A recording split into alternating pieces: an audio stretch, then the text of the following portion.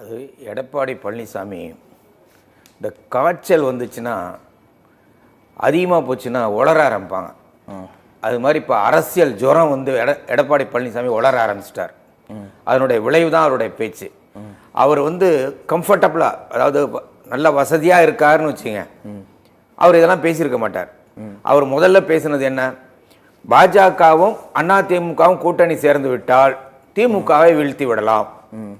ஆனால் இது டேக் ஆஃபே ஆகாத ஒரு கூட்டணிங்கிறது இப்போ ப்ரூவ் ஆயிடுச்சு. இவரை முதலமைச்சர்னு பாஜக தலைவர்கள் எப்பயாவது சொல்லியிருக்காங்க. ஆனா ஒரு கன்சிஸ்டன்சின்னு சொல்லுவோம்ல, தொடர்ந்து இவர்தான் முதல்வர், இவர்தான் இந்த கூட்டணியின் தலைவர்னு யாரும் பேச மாட்டேங்கிறாங்க. அதனால அவருக்கு பாஜக மேல சந்தேகம். அதே மாதிரி பாஜகவுக்கும் இவர் மேல சந்தேகம் இருக்கு. மியூச்சுவல் மிஸ்ட்ரஸ்ட்னு சொல்லுவோம். அதாவது ஒருத்தர் மேல ஒருத்தர் நம்பிக்கை இழந்து அதுல வந்து உச்சகட்டத்துக்கு பழனிசாமி போயிட்டார். அதுக்கு ஒரு உதாரணம் நான் இப்ப சொல்றேன் பாருங்க.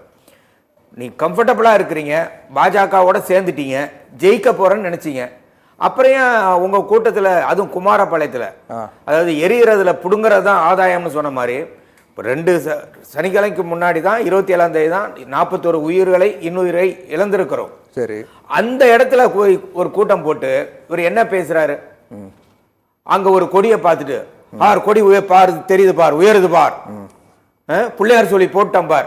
அப்ப ஏன் இந்த வார்த்தை வருது அவருக்கு? பாஜகவையும் அதிமுக கூட்டணி